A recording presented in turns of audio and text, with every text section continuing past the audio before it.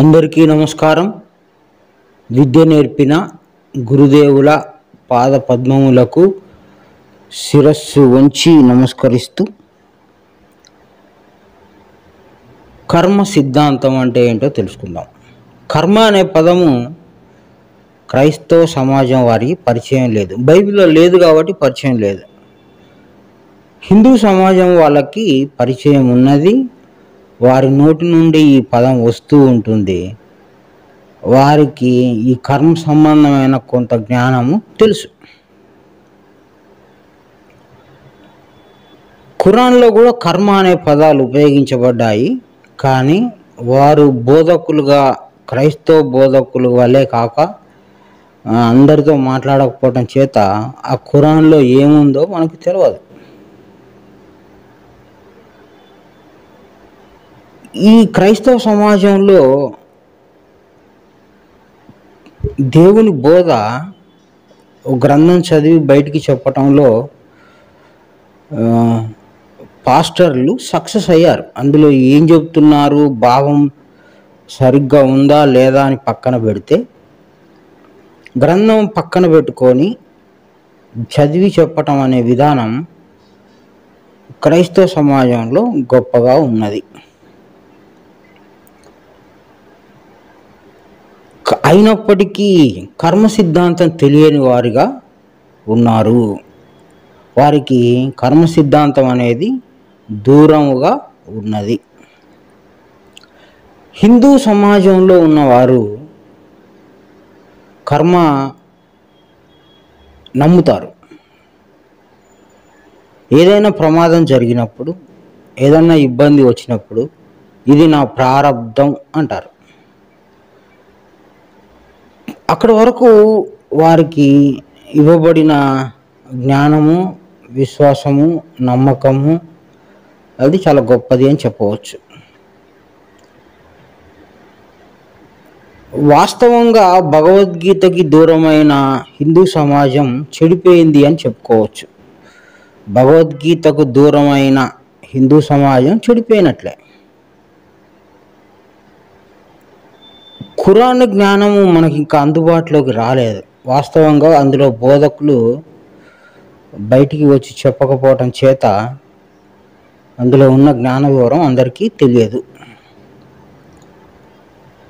క్రైస్తవ సమాజంలో కర్మ అనేది ఆ మాట కానీ ఆ పదం కానీ విన్నప్పుడు మనసులు అల్లకల్లోలం అయిపోతుంటాయి. ఇది ఎక్కడిదో కొత్త పదం, ఇది ఎక్కడిదో మత పదము, ఇది ఎక్కడిదో వేరేది తీసుకొచ్చి మాకు పూస్తున్నారు, వీరు అన్య మతస్థులు, ఇంకొకటి అని అలవాటు పడిన పదాలతో, అలవాటు పడిన భాషతో మనస్సుని ఆ కోణంలో నడుపుకుంటున్న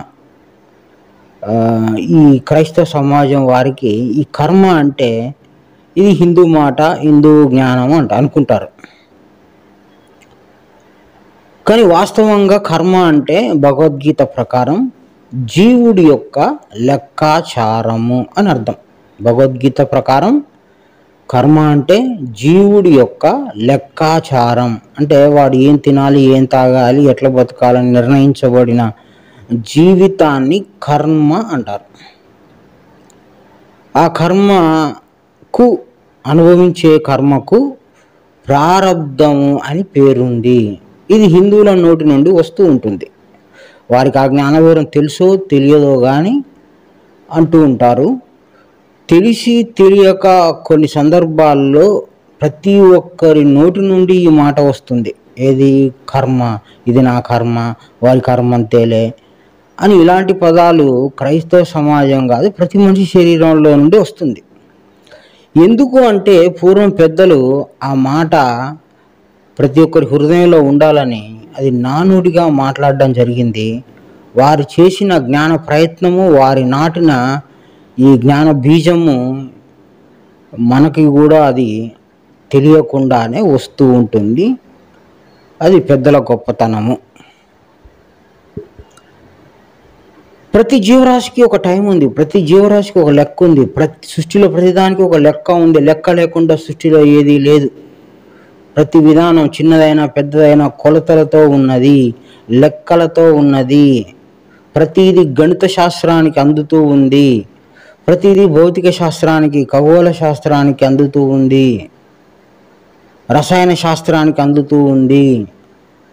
ప్రతి సమస్యను కూడా దానికి కొలత ఉంది, లెక్క ఉంది, దానికి పొడవు వెడల్పు అన్ని కోణాల్లో కూడా ప్రతి దానికి ఒక సిద్ధాంత రూపంలో, ఒక గణిత రూపంలో, ఏదో రూపంలో మనం కనుక్కోవచ్చు. ఏది కూడా లెక్క లేకుండా ఏది లేదు, అన్ని లెక్కలతో ఉన్నాయి. ఒక పక్షి తను ఎలా ఉండాలి, ఎంత ఉండాలి, ఎంతకాలం జీవించాలి అని నిర్ణయం జరిగే ఉంది. ఒక చీమ, ఒక ఏనుగు అన్నీ కూడా ఏ ఆకారం ఎట్లా ఉండాలి, ఎంతకాలం ఉండాలి వాటికి నిర్ణయించబడకుండా అవి భూమి మీదకి రావట్లేదు, పుట్టడం లేదు, అవి చచ్చిపోను లేదు.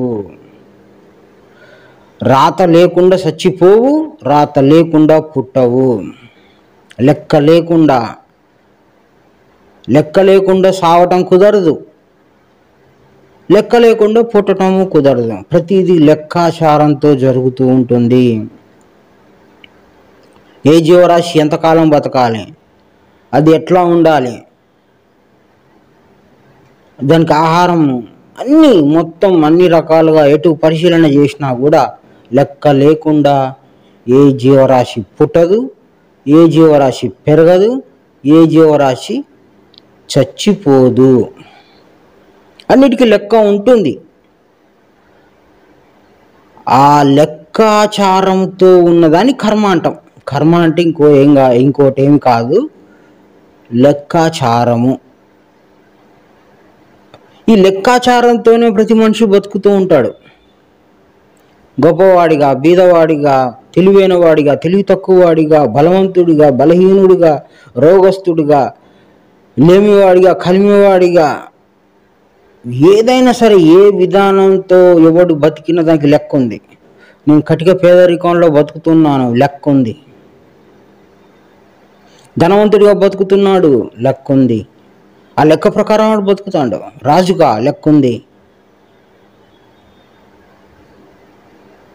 అయ్యో నాకు వ్యాధి వచ్చింది, లెక్క ఉంది. వ్యాధి పోయింది, లెక్క ఉంది. ఏ ఆపదైనా సరే లెక్క ఉంది. అది వచ్చిందంటే దానికి లెక్క ఉండబట్టే వచ్చింది, లేకపోతే రాదు. లెక్క లేకపోతే రాదు. ఏ ఆపదైనా సరే అది నీ మీదికి రాకముందే అది ఒక ప్రత్యేకమైన గ్రంథంలో రాయబడి ఉంది. ఆ గ్రంథము నీ మెడలోనే వేలాడదీయబడి ఉంది అని అంతిమ దైవ గ్రంథమైన ఖురాన్ చెప్తా ఉంది. లెక్క ఉంది. అక్కడ కూడా నీ దగ్గరికి ఒక ఆపద రావాలంటే లెక్క ఉంది, రాసి ఉంది. అది నీకు అది నేను తాకముందే రాసి పెట్టుంది. ఆ సమయానికి అది వస్తుంది నీ దగ్గరికి. అది రోగ రూపంలో కావచ్చు, బాధ రూపంలో కావచ్చు. అది ఏదైనా నీ దగ్గరికి రావాలి అంటే దానికి ఒక లెక్క ఉంది, రాత ఉంది. దాని ప్రకారమే వస్తుంది, లేకపోతే రాదు. రాసి పెట్టి ఉంటే వస్తుంది అనేది పెద్దల మాట కూడా ఉంది. మనం కూడా అప్పుడప్పుడు ఉంటాం, నాకు రాసి పెట్టి ఉంటుంది నాకు వస్తుందిలే అంటారు. సత్యం అది. వాళ్ళు తెలిసినా తెలియక అన్నా కూడా 100% సత్యం. రాసి పెట్టబడకుండా ఏది జరగదు సృష్టిలో. అన్నిటికీ కొలతలు, లెక్కలు ఉన్నాయి. ప్రతి జీవరాశి ఎంతకాలం బతకాలి, ఎంత పొడవు ఉండాలి, ఎంత వెడల్పు ఉండాలి, అది ఏం తిని బతకాలి, దానికి ఏ ఆహారం సమకూర్చాలి, దానికి మొత్తం లెక్క ఉంది. ఈ విషయాన్నే క్రీస్తు, గురువు అయిన క్రీస్తు బైబిల్లో 10వ అధ్యాయం 30వ వచనం మత్తయి సువార్తలో నీ తల వెంట్రుకలన్నీ లెక్కింపబడి ఉన్నాయి, నీ తల వెంట్రుకలన్నీ లెక్కింపబడి ఉన్నాయి కనుక నువ్వు భయపడకు. తల వెంట్రుకలన్నీ లెక్కింపబడి ఉన్నాయంటే నీకు నీ నెత్తి మీద ఎన్ని ఎంటికలు ఉండాలో నేను అన్నే పెట్టినా. నాకు లెక్క తెలుసు కాబట్టి పెట్టినా. నాకు కొంచెం ఎంటికలు తక్కువ ఉన్నాయి, ఆ తక్కువ అన్నీ లెక్క నాకు తెలుసు, అన్నీ ఉండాలని నేను పెట్టినా. ఏమి లేవు నా నెత్తి మీద ఎంటికలు అంటే ఏమి లేవు అని కూడా నాకు తెలుసు. నీకు ఎన్ని ఉండాలనో తెలుసు, ఎన్ని పెట్టాలనో నాకు తెలుసు. నీ బలం ఎంతో, నీ ఆయుష్ ఎంతో, నువ్వు ఏం జీవించాలో, ఏం తినాలో అంత లెక్క ఉంది. అంటే ఒక్క ఉదాహరణ, నీ శరీరంలో నీ తల మీద ఒక ఉదాహరణ చెప్పాడు. ఆ ఉదాహరణ అంతా వర్తిస్తుంది, ప్రతి ఒక్కరికి వర్తిస్తుంది, ప్రతి ఒక్కరికి వర్తించే విధంగా చెప్పాడు. అందరికీ లెక్క ఉంది, ఆ లెక్క ప్రకారం పుడుతూ ఉంటారు, చచ్చిపోతూ ఉంటారు. అయ్యయ్యో నాకు పుట్టిన ఒక్కగానొక్క ఆ, పాప 5 ఏళ్లకే చనిపోయాడు, దేవుడికి న్యాయం లేదు. లెక్క ఉంటేనే లెక్క, న్యాయంతో దేవుడికి సంబంధం లేదు. దేవుడికి లెక్కలు కొలతలతో సంబంధము. ఒకడు 20 ఏళ్లకే చచ్చిపోతాడు, ఆ లెక్క అంతవరకే ఉంది, వాడు అంతవరకే ఉండి చచ్చిపోతాడు. ఒకడు పుట్టి గంట సేపు ఉండి చచ్చిపోతాడు, వాని లెక్క అంతే. ఒకడు ఇంకా చావడేంద్ర, వీనికి 100 వచ్చినాయి అని అనుకున్న వాడు చావడు. ఎందుకు? వానికి లెక్క పూర్తి అయ్యేంత వరకు ఉండాల్సిందే, వాని లెక్క వానికి.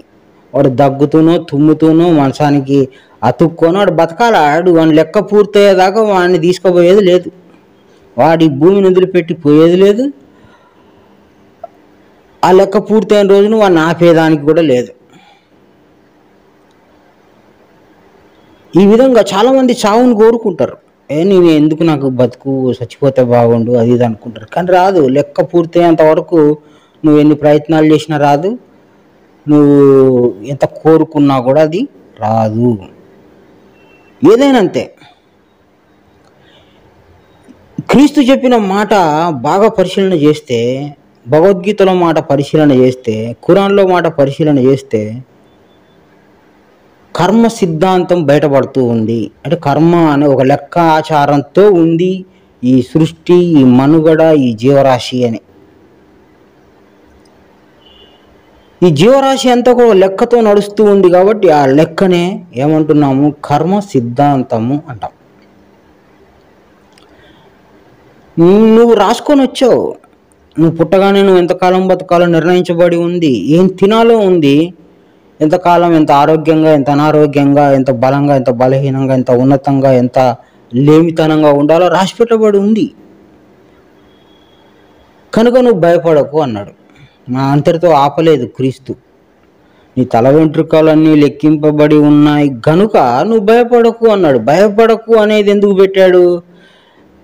లెక్క ఉంది, ఆయన లెక్క ఉంది కాబట్టి నువ్వు భయపడాల్సిన పని లేదు, నీకు రావాల్సిందే వస్తుంది. నువ్వు భయపడకపోయినా, ఏం జరిగినా జరగకపోయినా నీ సొమ్ము ఒక లాక్కునేది లేదు. నీకు నిర్ణయించబడిన దానికంటే ₹1 ఎక్కువ కానీ ₹1 తక్కువ కానీ సంపాదించలేవు.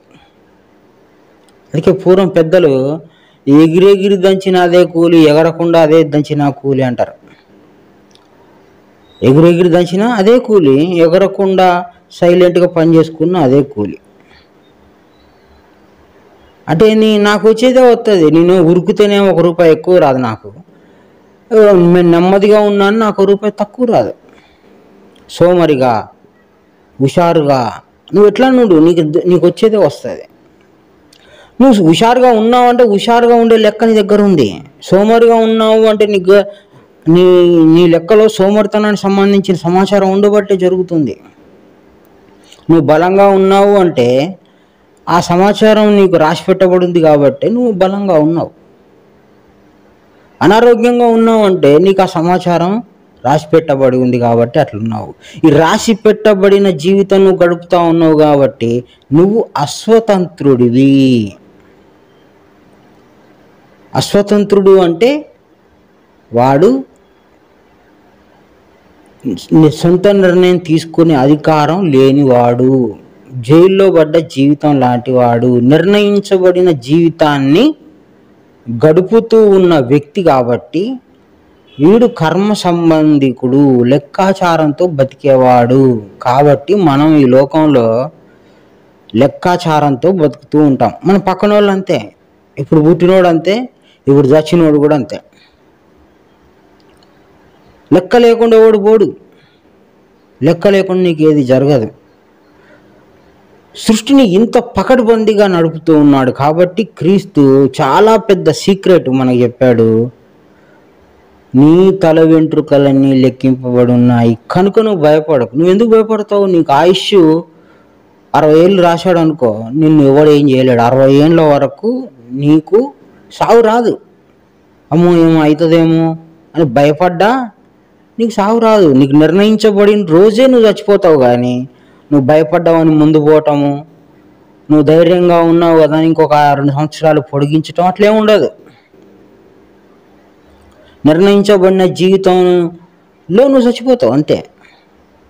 అయ్యో పెళ్ళై 2 సంవత్సరాలే అయిపోయింది, మా భార్య చచ్చిపోయింది లేదా మా భర్త చచ్చిపోయాడు, నిర్ణయించబడింది అంతవరకే. ఎంతవరకు అంటారు పెద్దలు, నూకలున్నంత వరకే. ఎవడన్నా ఏదైనా ప్రమాదం తప్పి బయటపడ్డాడు అనుకో, అబ్బో వానికి ఇంకా నూకలు ఉన్నాయరా అంటారు. అంటే ఏదైనా సరే భూమి మీద వాడికి రాసి పెట్టబడి ఉంటే వాడు బతుకుతాడు, లేచేస్తాడు. వాడు లేచి బతికి ఆ నూకలు ఆ బియ్యం తిని ఆ మొత్తం లెక్క పూర్తి అయిన తర్వాతనే పోవాలి ఎవడైనా. దీన్ని కర్మ సిద్ధాంతము అంటాం. కాబట్టి ఈ కర్మ సిద్ధాంతం తెలియని వారు ఏం చేస్తారంటే, నువ్వు అట్లుండు, నువ్వు ఇట్లుండు, నువ్వు ఇట్లుండు, నువ్వు అట్లుండు అని చెప్తూ ఉంటారు. ప్రతి మనిషికి నువ్వు అట్లుండు, మనం ఇట్లా ఉండాలి, ఆ సంఘంలో స్త్రీలు ఇట్టు ఉండాలి, యవనస్తులు ఇట్టు ఉండాలి, పాస్టర్లు ఇట్టు ఉండాలి, ఇవన్నీ చెప్తూ ఉంటారు. వాడికి ఒక లెక్క ఉంది, ఆ లెక్క ప్రకారం నడుచుకుంటాడు. నువ్వు 100 చెప్పినా దొంగగా మారాలని రాసి ఉంటే వాడు దొంగగా మారుతాడు. ఈ రాసి పెట్టబడిన జీవితం ఏదైతే ఉందో దాన్ని నువ్వు మార్చడం కుదరదు. నిర్ణయించబడిన జీవితాన్ని మార్చడం కుదరదు. ఈ నిర్ణయించబడిన జీవితం వాస్తవమా కాదా అంటే, నిర్ణయించబడిన జీవితం వాస్తవమా కాదా అంటే, దీన్ని తెలుసుకోవడానికి కూడా ఒక శాస్త్రాన్ని దేవుడు తెలియజేశాడు. ఈ రాసిపెట్టబడిన సమాచారం అంతా మన తలలో కర్మచక్రము అనే దాంట్లో నిక్షిప్తమై ఉంటుంది. ఈ కర్మచక్రం 12 భాగాలుగా విడదీయబడి ఉంటుంది. ఈ 12 భాగాల్లో పాపము, పుణ్యము, పాపపుణ్యాలు అని 3 భాగాలుగా రచించబడి ఉంటుంది. ఈ కర్మచక్రం యొక్క వివరాన్ని జ్యోతిష్ శాస్త్రం ఆధారంగా తెలుసుకోవచ్చు. ఇది ఒక శాస్త్రం పెట్టి నువ్వు తెలుసుకోవాలంటే ఈ కర్మ విధానాన్ని ఈ శాస్త్రం ఆధారంగా తెలుసుకోవచ్చు అని గురువు గారు ఒక శాస్త్రాన్ని పెట్టడం జరిగింది. ఆ శాస్త్రం పేరు జ్యోతి శాస్త్రము లేదా జ్యోతిష శాస్త్రం. ఇది చాలా శ్రమతో కూడుకొని ఉన్నది. దీనికి గణిత శాస్త్రము, ఖగోళ శాస్త్రము, లెక్కలు కట్టాలి కాబట్టి, గోళము అంటే మనకి గ్రహాలు ఎన్ని ఉన్నాయో వాటి ఉనికి ఏందో తెలుసుకోవాలి, అవి కర్మచక్రంలో ఎట్లా పనిచేస్తాయి, ఏ భాగంలో ఏవి ఉన్నాయి అని లెక్కలు కట్టి వాటికి సంబంధించిన అధికారాలు, వ్యతిరేకతలు, అనుకూలతలు ఇట్లా ఈ విధంగా లెక్కలు కట్టి ఒక మనిషి యొక్క ఈ నిర్ణయించబడిన జీవితాన్ని కనుక్కునే అవకాశము జ్యోతిశాస్త్రం ద్వారా ఉంది. ఆ శాస్త్రాన్ని పరిశీలన చేస్తే ఈ కర్మచక్రంలో విషయాలు బయటపడతాయి. అంత శ్రమ చేయలేక ఒకటేసారి ఖండిస్తారు. అవన్నీ తప్పు, మనకి మన జీవితం మనమే రాసుకుందాం, మన తలరాత మనమే రాసుకుందాం అంటారు. అంటే ఈ శ్రమ అంతా పడలేక, ఈ పరిశీలన చేయలేక, ఈ విధానం అంతా కనుక్కోలేక. ఒక ప్రింటింగ్ ప్రెస్లో మేము పనిచేస్తున్నప్పుడు అక్కడ క్యాలెండర్ ప్రింట్ అవుతుంది. డిసెంబర్ మాసంలో క్యాలెండర్ ప్రింట్ అవుతుంది. అక్కడికి క్రిస్టియన్ పాస్టర్ ఒక అతను వచ్చి, ఎందుకు సార్ ఈ క్యాలెండర్లు ఏందో రాసులంట, అదంట, తిథులంట, నక్షత్రాలంట, ఇదంతా ఏందండి, మనుషుల్ని మాయ చేయటం కదా అది ఇది అని చెప్పి మాతో మాట్లాడడం జరిగింది. మేమేమన్నామంటే, ఇప్పుడు ఈ క్యాలెండరు ఇంకా సంవత్సరం రాకముందే ప్రింట్ అయి ఉంది రెడీగా. ఈ క్యాలెండర్ తీసుకొని దగ్గర పెట్టుకోండి. వచ్చే నెల జనవరికి ఇక్కడ పౌర్ణమిని రౌండ్గా గీసింది కదా, ఈ పౌర్ణమి రోజు చంద్రుడు పౌర్ణమిగా ఉన్నాడు అనుకోండి, అప్పుడు ఈ శాస్త్రం కరెక్టే కదా. ఇంకా రానే లేదు ఆ నెల, అయినా ఇతడు 2-3 నెలల కిందటే ఈ శాస్త్రాన్ని రాసి డిటిపి చేయించి క్యాలెండర్గా ముద్రించడం జరిగింది. ఇంకా రాలేదు, ఆ నెల రాలేదు, అక్కడ ఏముంటుందో కూడా తెలియదు. ఈ చంద్రుడు పౌర్ణమిగా ఫలానా రోజు ఉంటాడని ఇక్కడ రాసి పెట్టిండు. మీరు వెళ్ళి ఆ రోజు పరిశీలన చేస్తే తప్పు అని మీరు చెప్పవచ్చు. ఊరికే నోరుంది కదా అని తప్పు అంటే అది చాతగానితనం అవుద్ది, అది పరిశీలన జ్ఞానం లేని విధానం అవుద్ది అని ఆ రోజు మేము ఆ వ్యక్తికి చెప్పాం. ఈ విధంగా ప్రతి వ్యక్తి కూడా తనకు తెలిసిన దాంతో ఖండించడం మొదలు పెడతాడు. పరిశీలన చేయరు, పరిశోధన చేయరు. దాని వెనక ఏముందో, లెక్కలు కొలతలు ఎంత దూరం ఉందో, ఎంత శ్రమ ఉందో, ఆ దారి ఎంత పొడుగు ఉందో తెలుసుకోవడానికి ప్రయత్నం చేయరు. నిందించడంలో మాత్రం ఒక క్షణంలో జరిగిపోద్ది కాబట్టి అందరూ నిందించడానికి, వ్యతిరేకించడానికే ఇష్టపడతారు. ఎందుకంటే ఒకసారి వ్యతిరేకిస్తే దాని మీద శ్రమ చేయనక్కర్లేదు, ఆ విద్య తెలుసుకోనక్కర్లేదు, హ్యాపీగా ఉండొచ్చు అని. ఆ బలహీనత, జారత్వం మనకు ఉండకూడదని ఈ కర్మ సిద్ధాంతాన్ని బైబిల్లో కూడా క్రీస్తు చెప్పాడని మనం గ్రహించుకోవాలి. ప్రతి విషయం కూడా దేవుడి విధానంలో శాస్త్రబద్ధంగా, సత్యంగా మనం తెలుసుకోవాలి. కానీ బైబిల్ దగ్గరకు వచ్చినప్పుడు ఆ సమయాన్ని 100% జ్ఞానం తెలుసుకోవడానికి ఉపయోగించాలి. ఈ విధంగా కర్మ సిద్ధాంతం ఉన్నదని బైబిల్ చెప్తుంది, భగవద్గీత చెప్తుంది, ఖురాన్ చెప్తుంది. దాని కొరకు ఒక ప్రత్యేకమైన జ్యోతిష శాస్త్రమే ఉంది. శ్రద్ధ ఉన్న వాళ్ళు వెళ్ళి పరిశోధన చేసి చదవండి, అంత దాని ఖచ్చితత్వం మీరు తెలుసుకోవచ్చు. అప్పుడు మీరు ఒప్పుకోవచ్చు, అప్పుడు మీరు విశ్వసించవచ్చు. తెలియకుండా ఖండించడం అనేది అది మూర్ఖత్వం అవుతుంది. కనుక క్రీస్తు చెప్పిన ఈ నీ తల వెంట్రుకలన్నీ లెక్కింపబడి ఉన్నాయనేది కర్మ సిద్ధాంతం. సిద్ధాంతం అంటే మారనిది, ఎప్పటికీ ఉంటుంది. నువ్వు ఎప్పుడు తెలుసుకోవాలన్నా రెడీగా ఉంటుంది.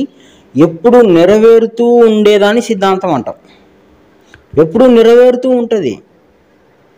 కనుక ఈ కర్మ సిద్ధాంతాన్ని బాగా పరిశీలన చేసి మాకు నిర్ణయించబడిన జీవితం మేము గడుపుతున్నామని విశ్వసించాలి, నమ్మాలి. అది నమ్మినప్పుడే నీకు జ్ఞానం అర్థమవుతుంది. బైబిల్లో ఇది చాలా కీలకమైన, ముఖ్యమైన, రహస్యమైన, గుప్తమైన, అవసరమైన జ్ఞానము. కర్మ సిద్ధాంతం తెలియకుండా నాకు క్రీస్తు అర్థమయ్యాడు అంటే తప్పు అవుతుంది, దారి తప్పిన లెక్కలు అవుతాయి.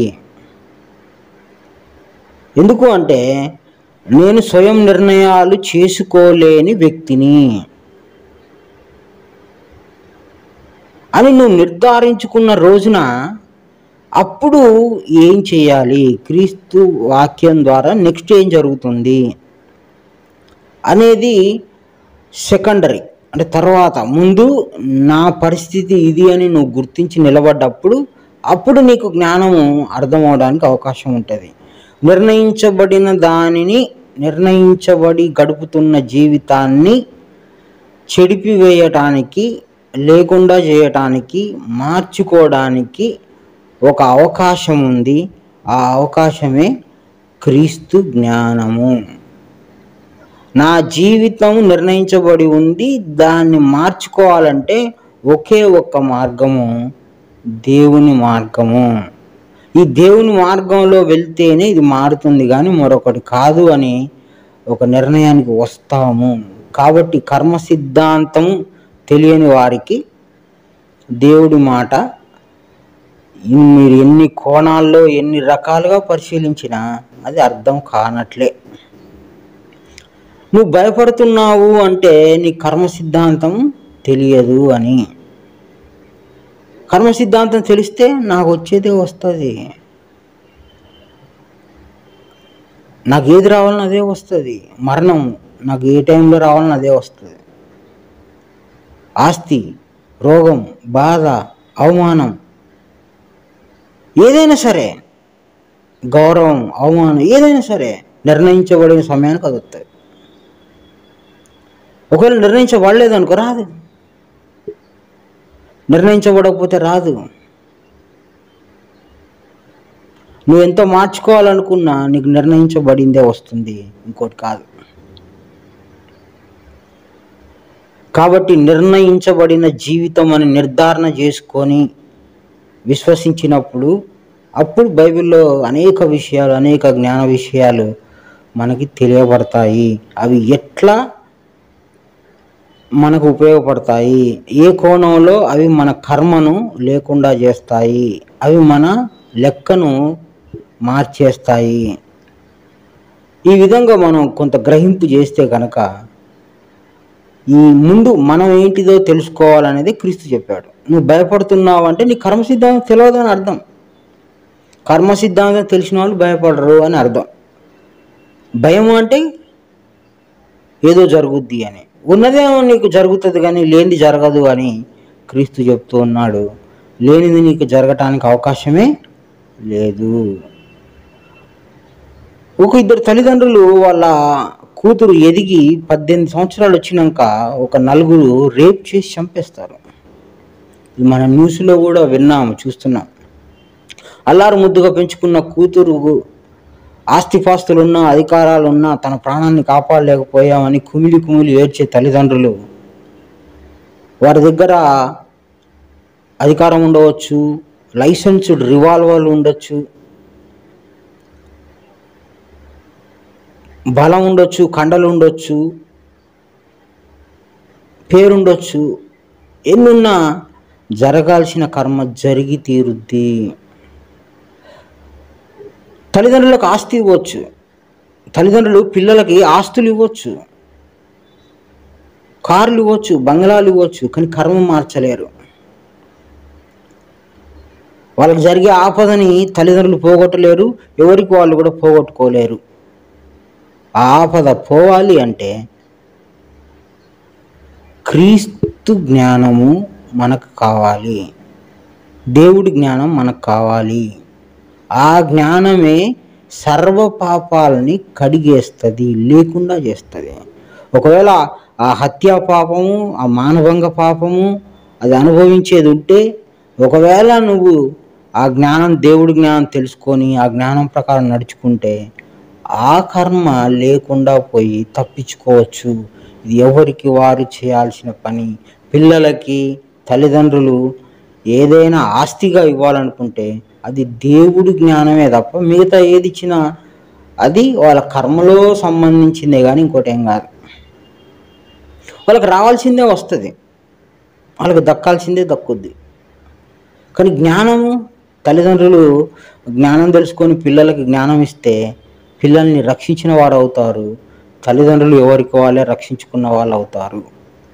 పిల్లలు అనేక ప్రమాదాల నుండి జ్ఞానం తెలుసుకుంటే బయటపడిపోతారు వాళ్ళు. ఈ జ్ఞానమే సర్వపాపాలను కడిగేస్తుంది, నిర్ణయించబడింది. అందుకోసమని జ్ఞానం పవిత్రమైంది, జ్ఞానం ముఖ్యమైంది.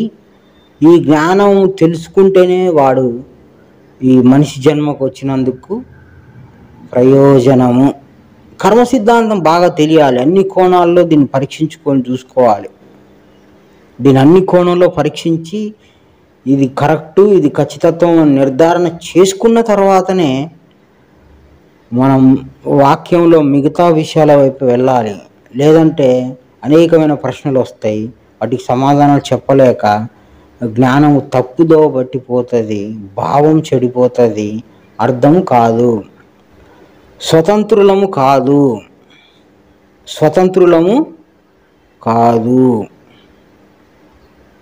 కనుక స్వతంత్రత లేని జీవితం గడుపుతూ ఉన్నాము, నిర్ణయించబడిన జీవితం గడుపుతున్నాము. దీని నుంచి మనకి ఏదైనా వెసులుబాటు ఉందా అంటే ఉంది. దానినే జ్ఞానము అంటాము, క్రీస్తు రక్తం కూడా అనొచ్చు. ఈ జ్ఞానం ఎందుకొరకు అయ్యా అంటే నిర్ణయించబడిన జీవితాన్ని కొట్టివేయడానికి, నిర్ణయించబడిన జీవితాన్ని మార్చడానికి. ఈ నిర్ణయించబడిన జీవితము తప్పించుకొని దేవుని మార్గంలో ప్రయాణించడానికి. ముందుగా మనకు నిర్ణయించబడిన జీవితాన్ని కర్మ అంటాము. ఇది ప్రతి ఒక్కరి శరీరంలో, కుక్క, పంది, ఎలక, పిల్లి, ఈ సర్వజీవరాశుల్లో ఈ సిద్ధాంతం పనిచేస్తుంది. ఈ సిద్ధాంతం మనిషికే కాదు, సర్వజీవరాశులకు కూడా పనిచేస్తుంది. కనుక ఈ వాక్యము మనుషులకే కాదు, సర్వజీవరాశులకి కూడా. కనుక కర్మ సిద్ధాంతము వంట పట్టించుకొని దాన్ని ఖచ్చితంగా తెలుసుకొని దాని వైపు ప్రయాణించి అన్ని కోణాల్లో ఆలోచన చేసి నిర్ణయం తీసుకొని నిలబడితే కానీ మిగతా విషయాలు అర్థం కాదు. ఇక్కడ చాలా గట్టిగా నిలబడాల్సిన పని ఉంది ఈ వాక్యం మీద. ఈ వాక్యం చదివి వదిలేయకూడదు. ఈ వాక్యము లోతైనది, చాలా గుప్తమైనది, రహస్యమైనది, మర్మమైనది. ఏది తనంతట తాను నీ దగ్గరికి రాదు, శోధించి సాధించాలంటారు. ఆ మాట బయట తీసుకొని ప్రయత్నం చేస్తే నీకేది రాదు. నువ్వు నల్లగున్నోడు తెల్లగాలేవు, 3 అడుగులు ఉన్నోడు 6 అడుగులు కాలేవు. నీకు నిర్ణయించబడిన జీవితం ఒక్కరోజు కూడా నువ్వు ఎక్కువ పొడిగించుకోలేవు, ఒక్కరోజు కూడా నువ్వు తగ్గించుకోలేవు. ఈ బయట సూత్రాలు బయటనే వదిలిపెడితే చాలా మంచిది.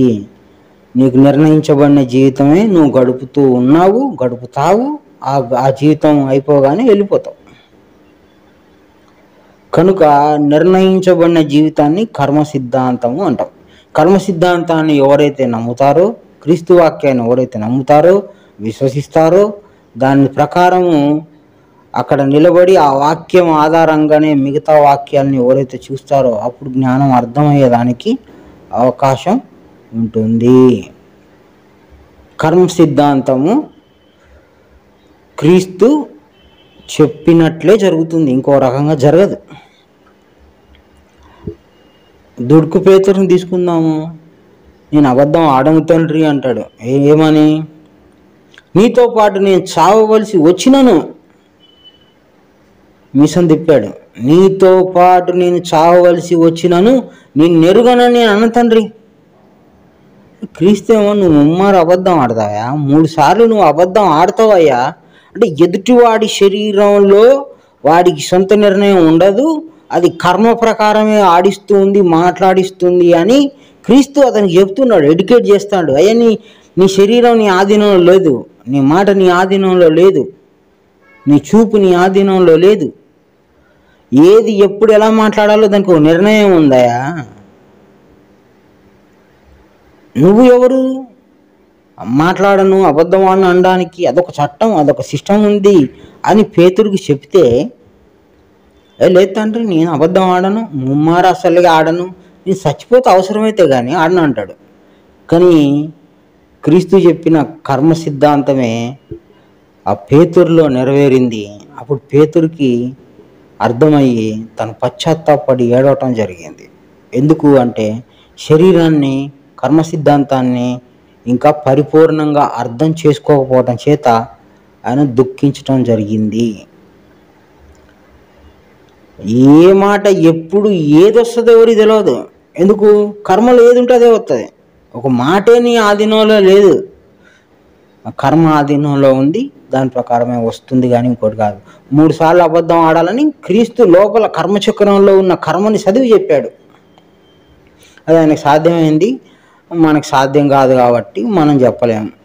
ఆయనకి మన తలలో ఉన్న కర్మచక్రంలో ఉన్న సమాచారాన్ని చదివి చెప్పగలిగే స్తోమత ఉన్నవాడు కాబట్టి చదివి చెప్పాడు. అదే జరిగింది. అంటే లోపల ఉన్నదే జరుగుతుందిరా, నీ సొంత నిర్ణయం లేదురా, నువ్వు స్వతంత్రుడివి కాదు అంటున్నాడు గురువైన క్రీస్తు. ఈ కోణంలో బాగా ఆలోచన చేయండి. కర్మలో ఉన్నదే జరుగుతూ ఉంది కనుక నిర్ణయించబడింది ఎవడు మార్చలేడు.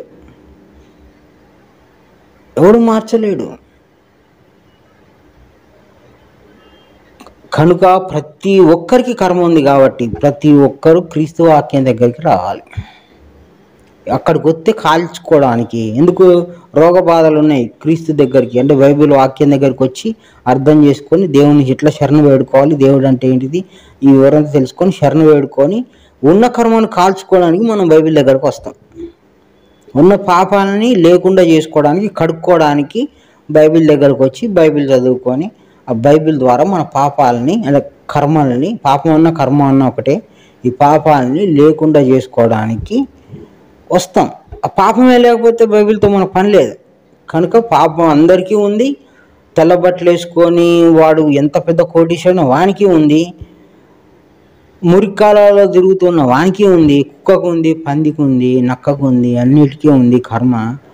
అందరూ దేవుడి దగ్గరికే రావాలి. సరే మిగతా జంతు జీవరాశులు పక్కన పెడితే మనకి దేవుడి దయ వల్ల గ్రంథం ఇచ్చారు కాబట్టి అక్షర రూపంలో అక్కడికి వచ్చి మన పాపాలని కడుక్కోవాలి. ఏమన్నాడు క్రీస్తు? నా రక్తమే, నా జ్ఞానమే సర్వ పాపాలని కడిగేస్తుంది. సర్వ పాపాలు ఎవరి దగ్గర ఉన్నాయి? అందరి తలలో ఉన్నాయి. కాబట్టి అందరి తలలో ఉన్న సర్వ పాపాలని క్రీస్తు అనే వాక్యం దగ్గరికి వచ్చి కడుక్కోవటం మొదలు పెట్టాలి. కడగటం ఎట్లా అవుద్ది అని అంటే, ముందు నేను నిర్ణయించబడింది జీవితం గడుపుతున్నాను అనుకొని నువ్వు అనుకున్నప్పుడే అక్కడికి పోతే మార్పు జరుగుతుంది.